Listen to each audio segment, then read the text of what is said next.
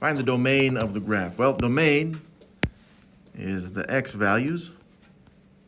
And x values, just like we see with the x-axis here, is from left to right. So I don't really care that it's going up or down. None of that matters on this question. Of course, we'd say it's decreasing if it asked, but I'm just looking for the leftmost point. So you can scan it if you'd like, but I can see the leftmost point is this one. And that is a closed circle, meaning that we're going to have a square bracket right there at that value.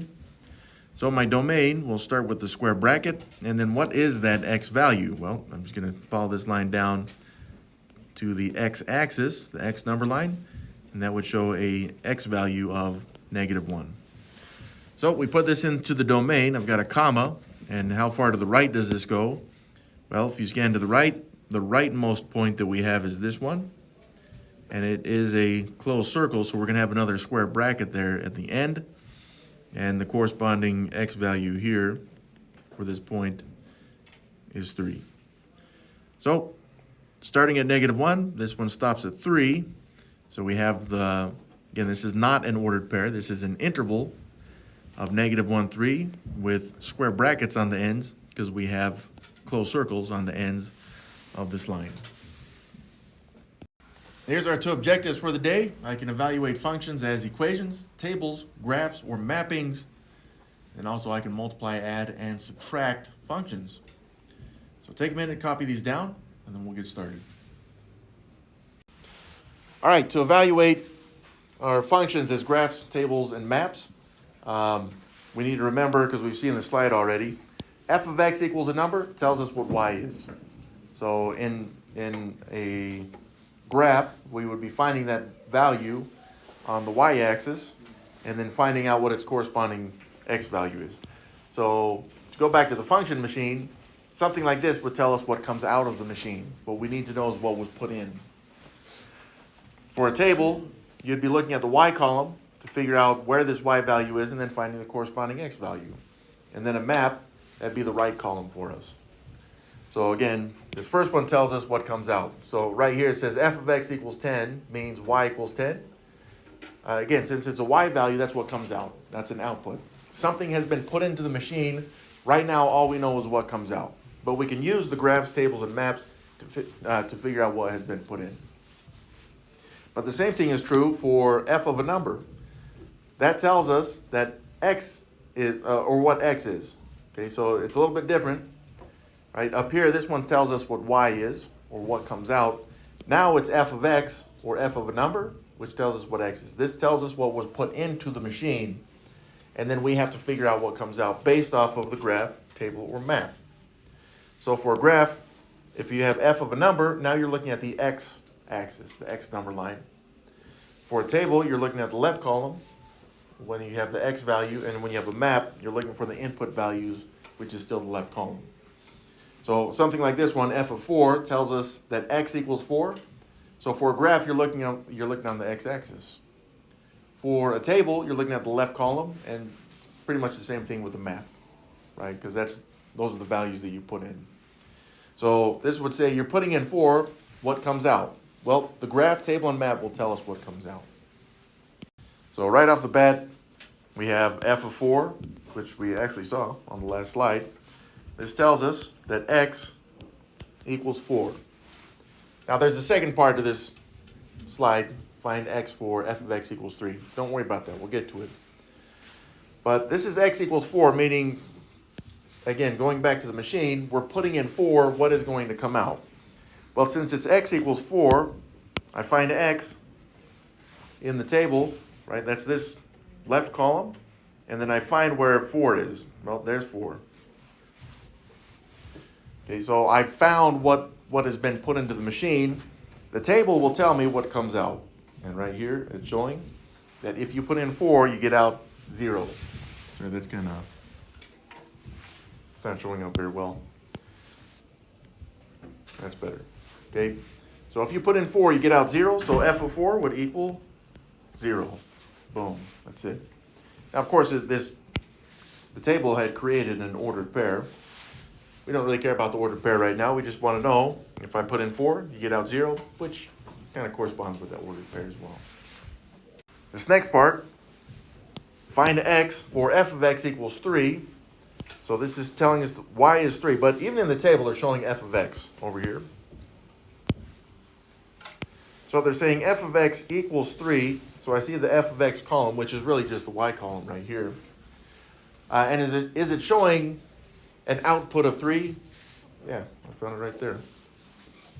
Okay, so if this is what comes out, then what did you put in? Well, kind of like if we were to have a mapping, kind of using these arrows. So out comes 3, what was put into the machine? Looks like 2, yep. So this means that if you get out 3 for this particular function, then x has to be 2. And again, that would have come from what would have shown in the table as an ordered pair 2, 3. That's all we want out of this. We have the 2 answers. We found this one, f of 4 equals 0. And then if you get out 3, then you put in 2. So here we have a graph. We have f of 0, and then find x for f of x equals negative 2. You guys take 30 seconds. Take a minute, 30 seconds, something like that. See if you can figure this one out, these 2 parts. Then we'll go over it. So right here, at the top, we got find f of 0. So again, it usually is f of x. What that tells us then is that x here equals 0. So on my x number line, I will find 0. So there's my x number line. I see 0 is going to be right in the middle. We got 1 here, negative 1 here. It has to be right between. So I'm going to make this mark. That's where x is 0. But we see that the line is going right on that x-axis, right? So that's this point. For those of you that remember, this goes back a little bit. This is also the origin, which means that if the x is 0, that my corresponding y value is also 0. So this means that f of 0, in this case, is 0, making the ordered pair 0, 0 on the graph, because that's the origin. So please don't be tricked by the fact that this one is going through the origin. Okay, but it is a common error that we find. Next up, it says find x for f of x equals negative 2. So this is what's coming out. Or in other words, this is telling us what y is. So y is negative 2. Since it's a y equals, then I'm looking at my y-axis. So on my y-axis, can I find negative 2? I can. So I'm going to follow this down. I have to go to 0, and then I've got to go down further. This would be negative 1, negative 2. So I'm going to make that mark. This is where my y value is negative 2 there in purple. But I need to find the corresponding x value. So I'm going to follow this over to the line, over here. So this would be the point.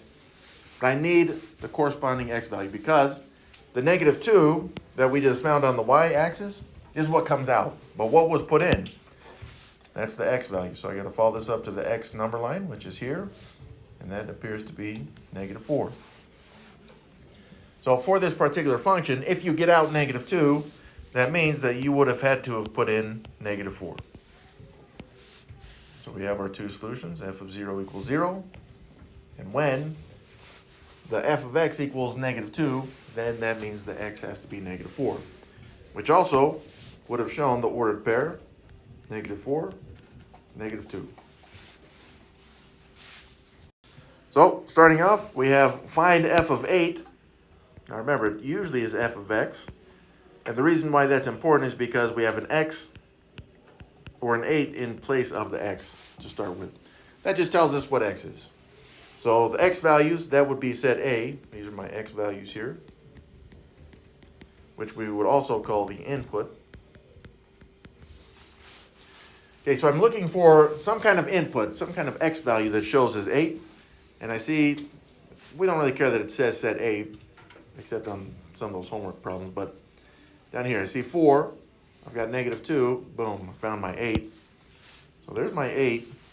And then I can follow the arrow that it points to. Okay, so I know we put in 8, right? So that solves this part. But the next part says, well, what's going to come out? Well, it looks like that's a 6. So f of 8 then has to be 6. That's it. In this particular function.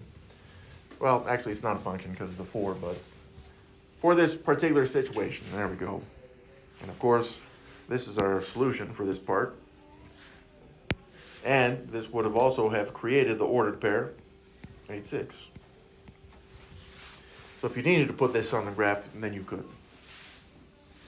The next part, find x for f of x equals 7. This is telling us that y equals 7.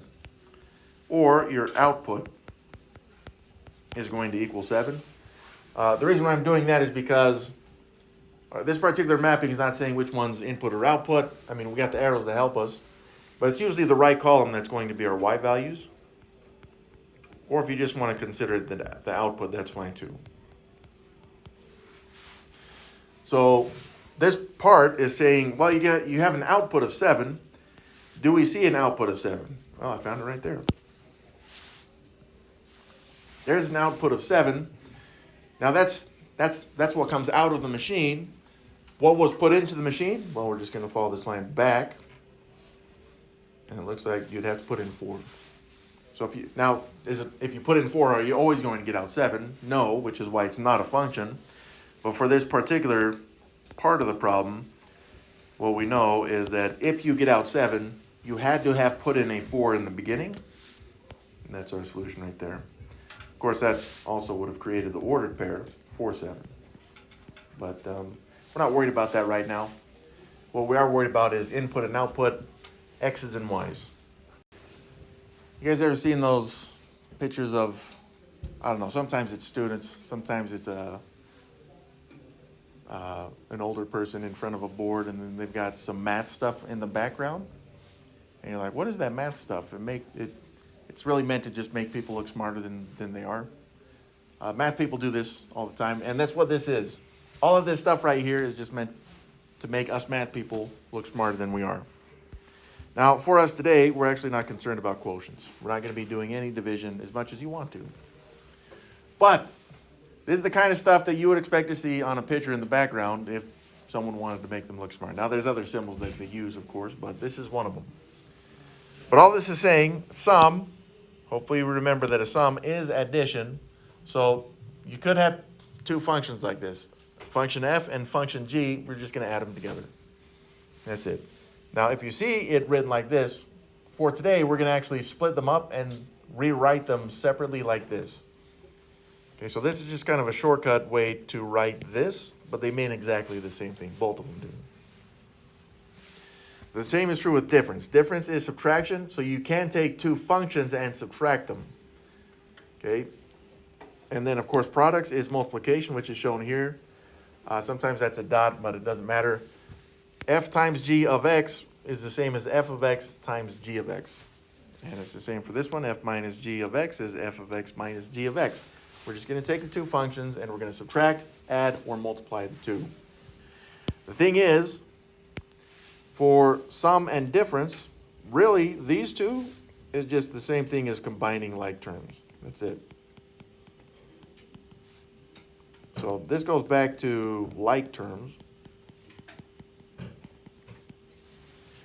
which means that if you have a term with an x, you cannot combine it with a term that does not have an x. But today we're also going to see that if you have a term that has an x, but it has an exponent like 2, you cannot combine it with a term that has a regular x like this.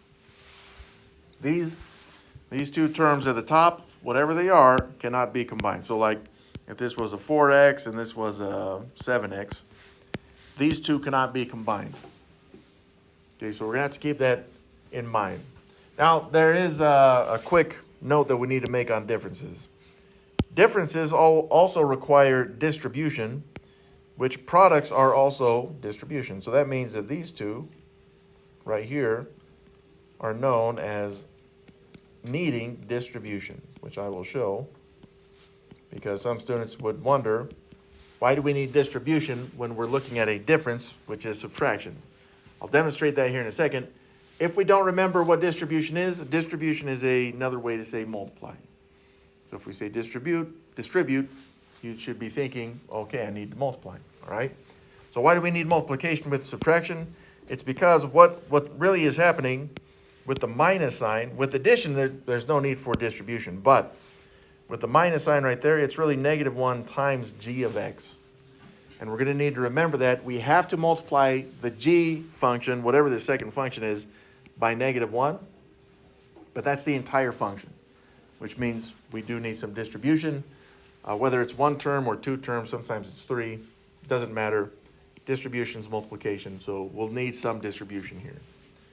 After the distribution, either for differences or products, then we look for just regular terms that we can combine, which is nice as well. And then next time, for the next lesson, then we will cover quotients, which is division. Starting out, addition and subtraction of functions, adding and subtracting functions. So right here, this was our top function arithmetic. F plus g tells us to take f of x and add g of x. That's it. And then after that, all you're doing is combining like terms. So remember, combining like terms. This is just an example of combining like terms. That's it. Remember your x terms. So this would be 2x's and 6x's. How many x's would that be? Well, you take 2x's plus 6x's. That would be 8x's right there. Now, some of you guys probably remember this, and you're like, I love it so much. But the rest of you may not remember, so here's a nice review. Now I've got my constants, and some students would say this is actually 5 plus 10. This is not 5 plus 10, you guys, because terms take operations to their left as the sign. So this is not 5, it's -5. So I would have to do in my calculator -5 plus 10, which would be +5. And now this has been simplified. So addition's nice because there's no need for distribution or distributing a -1. But subtraction down here, so subtracting functions will require distributing of a -1. Now you may look at this and be like, where the crap is the distribution? Well, hopefully you remember that is always with parentheses. Okay, fair enough. We know there's distribution, but what are we distributing? Because some students do not realize that you're actually distributing a -1.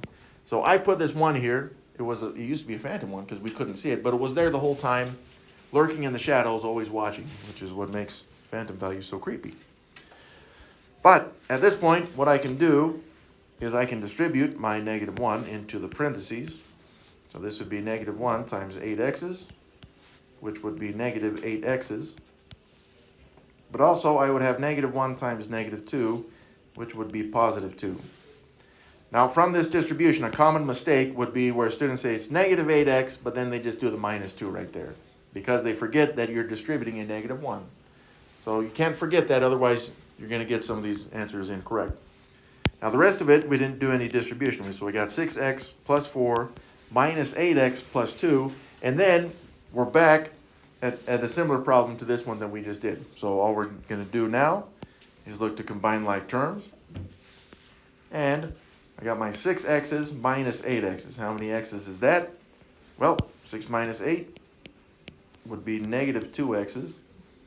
And then I would have a constants of 4 plus 2, which would make +6. So this 4 is positive because of the plus sign. Same to 2, it is positive because of the plus sign. This 8x, though, would have been negative because of the minus sign, which we need to remember. So that would be considered fully simplified at that point.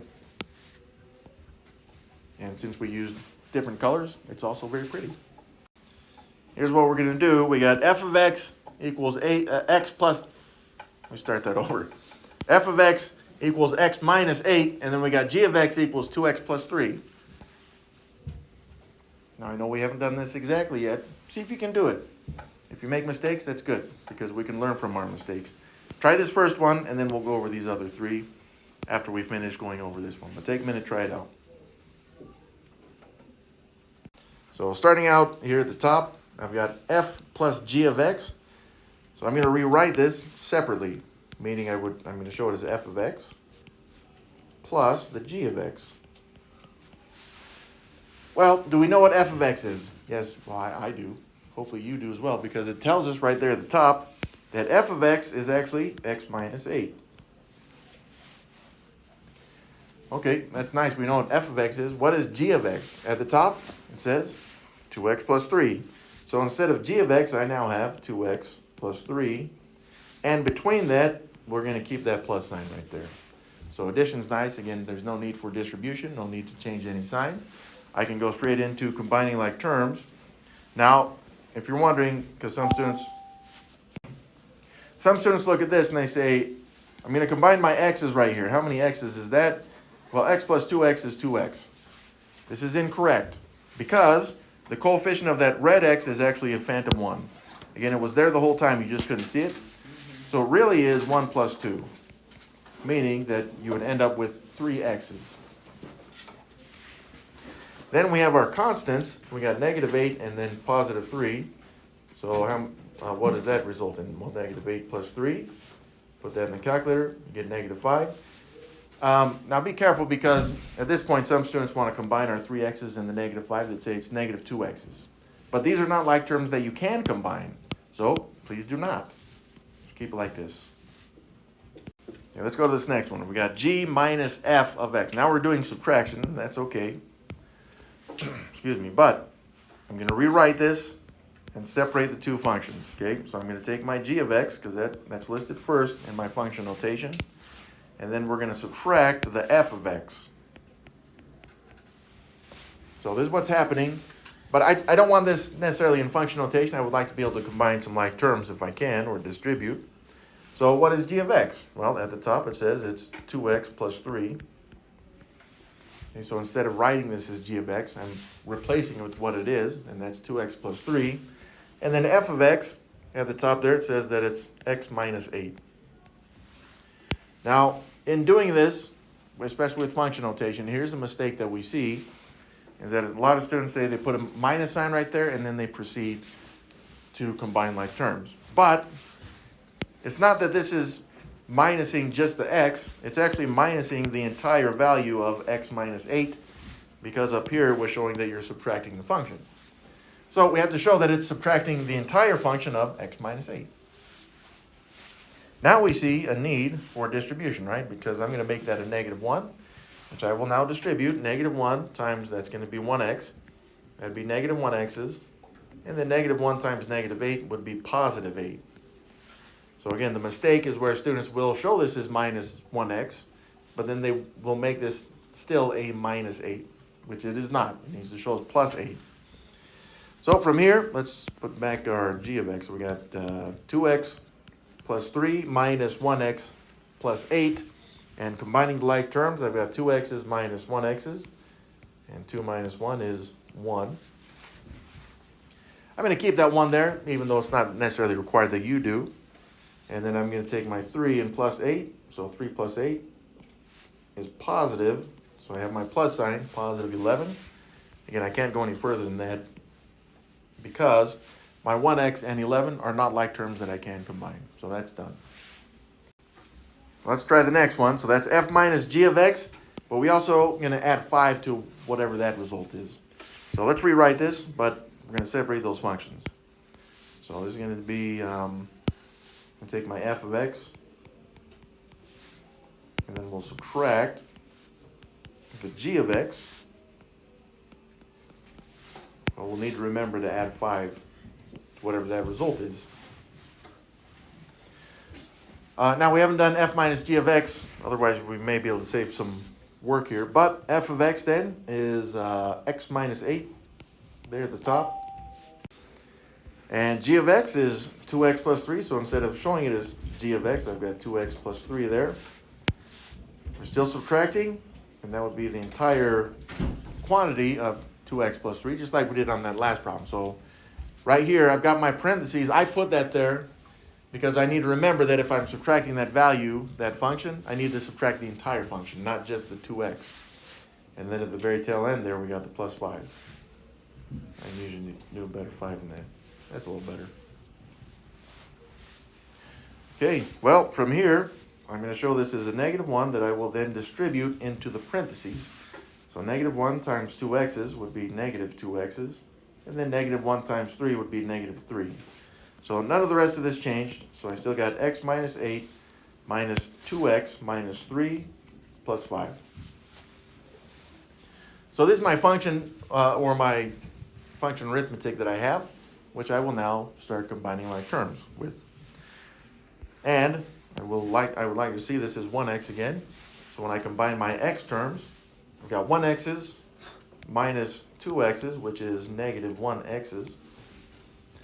And then I've got constants, but I've got negative 8, negative 3, and positive 5. So that's negative 8 minus 3 plus 5 in the calculator, which appears to be negative 6.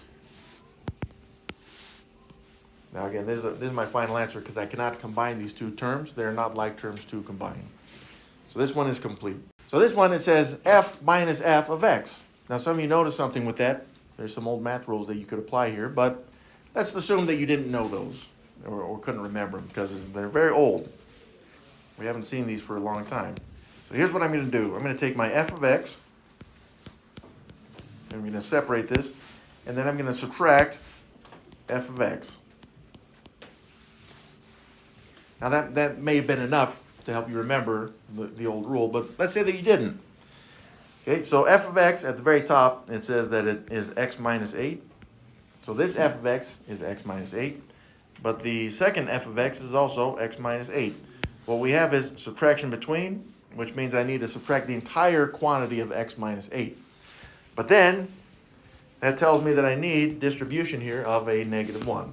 So this would be negative 1 times the x first, which would be negative 1x. And then negative 1 times negative 8 would be positive 8 right there.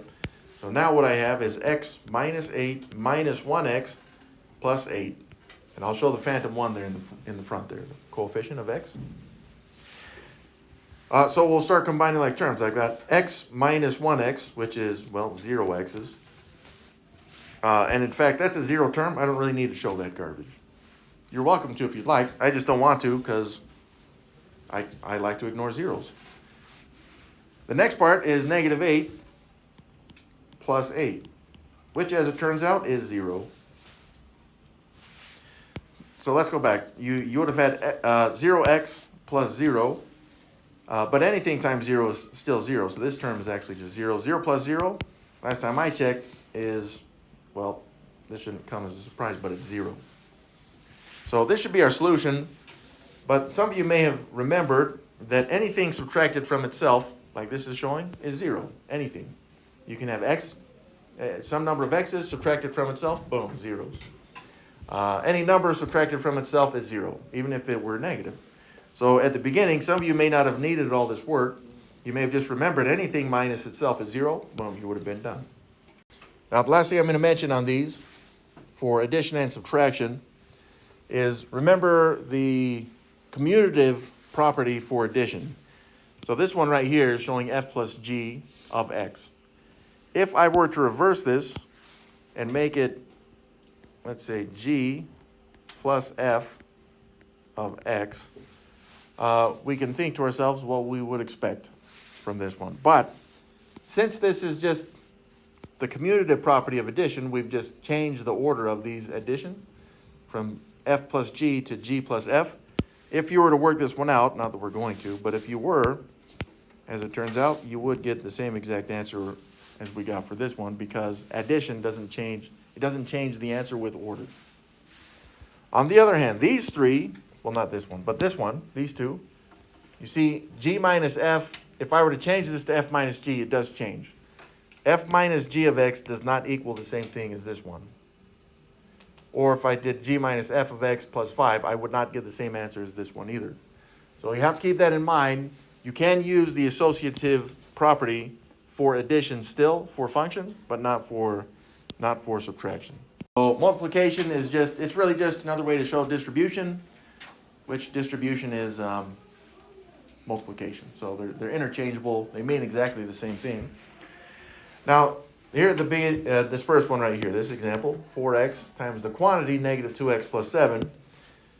Distributing right here, this is a little different than what we may be used to. Because right off the bat, for this distribution, I've got 4x's times negative 2x's. And what is new right here is that I've got an x term times another x term. So I'm going to start with my x's. The problem is that I really have x times x, which I'm just going to simplify as x squared, x to the power of 2, because it's 2 x's multiplied together. That's repeated multiplication, which tells me that I can use an exponent. And then I would do 4 times negative 2, which is negative 8.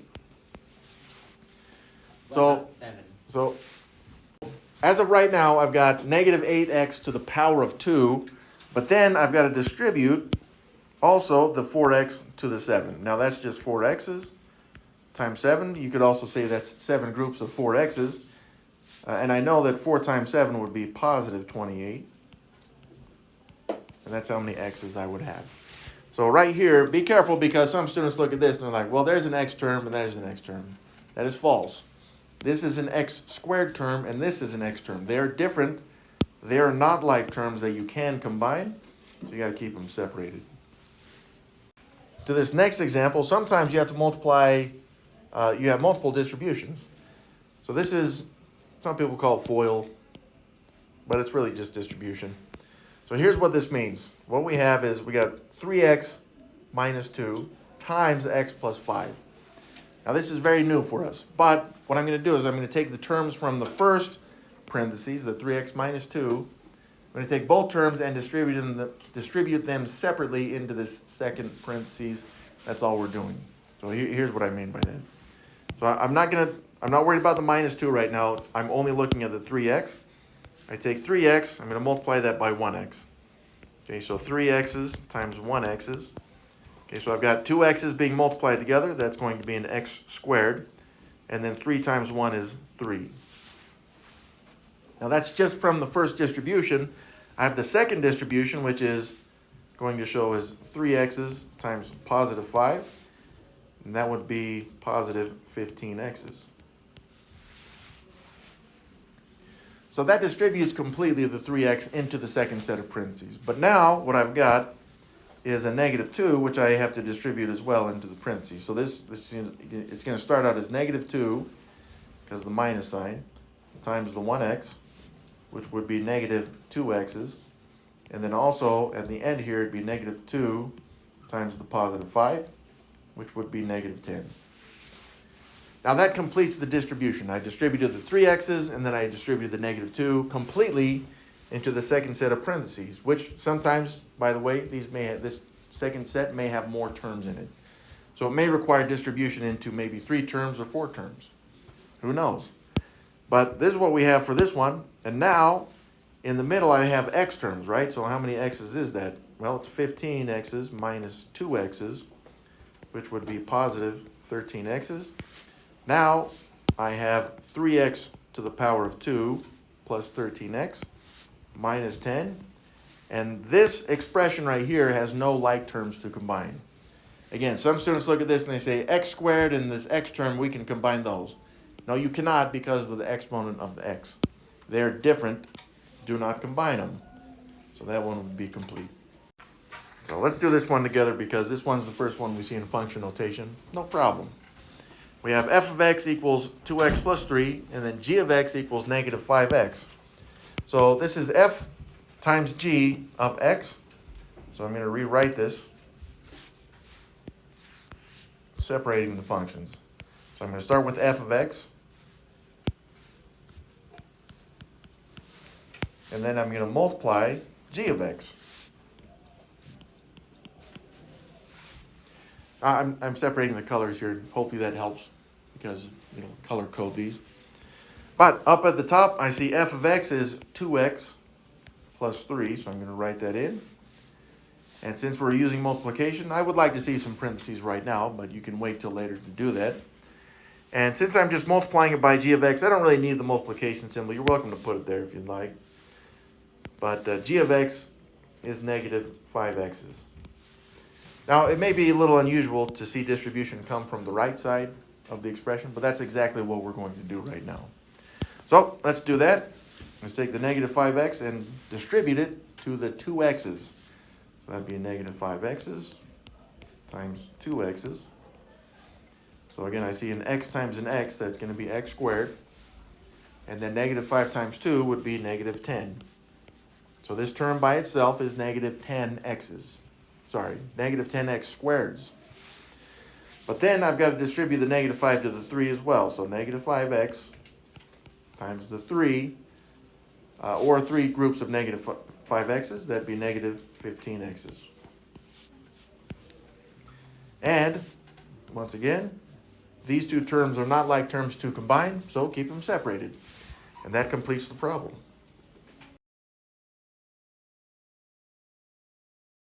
So this one, f of x equals 3x plus 12, and then g of x equals 7x minus 1.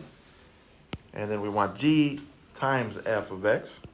So I'm going to rewrite this with g of x times the f of x.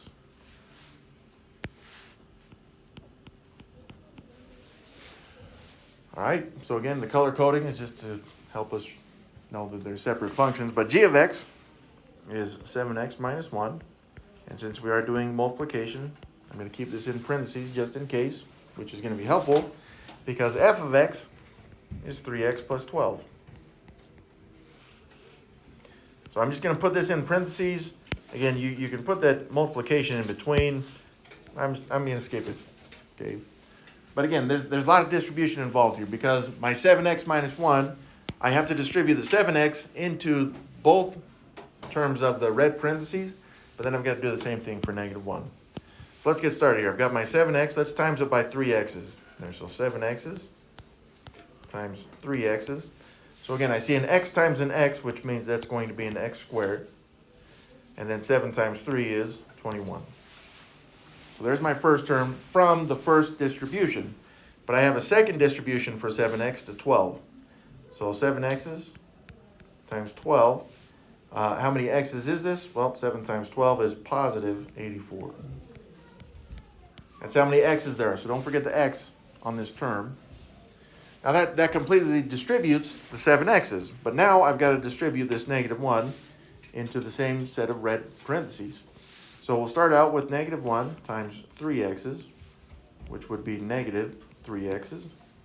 And then also, final distribution, negative 1 times 12 would be negative 12. Now this may seem kind of large. However, we're going to simplify this because the two middle terms are x terms. So how many x's is this? Well, it's 84x's minus 3x's, which would be 81x's positive. So now I have 21x squared plus 81x, and then the minus 12 also. No like terms to combine with it. So this is it right there. So on the assignment, you're going to see stuff like this. That looks pretty funky right there. You got a 6, you got some square brackets. This is not a interval, by the way, which may be kind of confusing. You got to add the 7 at the end. Really, what I would focus on is kind of like the order of operations. I would focus on this set of parentheses first. Okay, so I'm going to ignore the 6 right now, and I'm going to ignore the 7. You could write them in if you'd like. So if you did, I don't know, maybe I won't ignore them. So here's what I got. It's g minus f. So in other words, it's going to be g of x minus f of x. Okay, now I have that in parentheses, the square brackets. But then what you'd have is the 6 on the outside and the plus 7 on the outside. Now, since we have the parentheses, though, I would like to not worry about those right now. So I'm gonna get rid of those for now, and then I'm gonna come back to them later. So they're still there. We just need to remember to apply them at the end. And what I'm gonna do is I'm gonna work within those parentheses. So g of x up here, it shows as x squared plus 4. So instead of g of x, I've got x squared plus 4. And instead of f of x, I'm going to show it as 2x minus 8. With subtraction between. So since I'm just focusing on the inside of that set of parentheses, I don't need the parentheses anymore. We'll come back to it. And I don't need the 6 and plus 7. We'll come back to those. But for now, let's just see if we can work with this. In fact, I probably should have done this already, but we need parentheses around the 2x minus 8 because we're subtracting the full f of x function, which means also that we're distributing this as negative 1. So this would be negative 1 times 2x's, which would be negative 2x's. And then also negative 1 times negative 8, which would be positive 8. So now we have x squared plus 4 minus 2x plus 8. And I see that I got my two like terms, the 4 and the 8. And 4 plus 8 would be positive 12.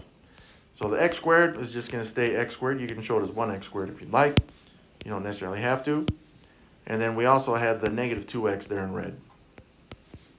No like terms for my x squared or my negative 2x's. So that completes simplifying the inside of that set of parentheses. So now I will show the rest of it. Okay, so I got my parentheses now. I've already simplified the inside, and then what I have on the outside was a 6, and then we also had a plus 7. Well, even though these are square brackets, they're just another type of parentheses. The 6 is on the outside. It's not showing it an operation, which means it has to be multiplication. Multiplication is the only operation we don't always have to show. So I'm going to distribute the 6 into the parentheses. So 6 times 1x squared would be 6x squared. And then 6 groups of negative 2x's would be negative 12x's. And then 6 times 12 would be positive 72. Now at the end there, we got the plus 7. And that's okay, because 72 plus 7 is just positive 79. And there were no other like terms to combine. So now I end with 6x squared minus 12x plus 79. And that's as far as I can go on this one. Last thing, notice I had to distribute the 6 into all 3 terms. And that may happen sometimes. Sometimes you may have 4 terms, who knows. But notice I also did not distribute to the 7 because the 7 is separated by addition. And distribution is only multiplication. So the 6 was only being multiplied by the stuff on the inside of the parentheses, not the stuff on the outside. Well, there it is. So the last part, the major part of this lesson, of course, was multiplying, adding, and subtracting functions, because that's pretty much all the new stuff. The evaluating functions is either equations, tables, or graphs, or mappings. That's stuff we've done before. That was more review. But hopefully you have this stuff down.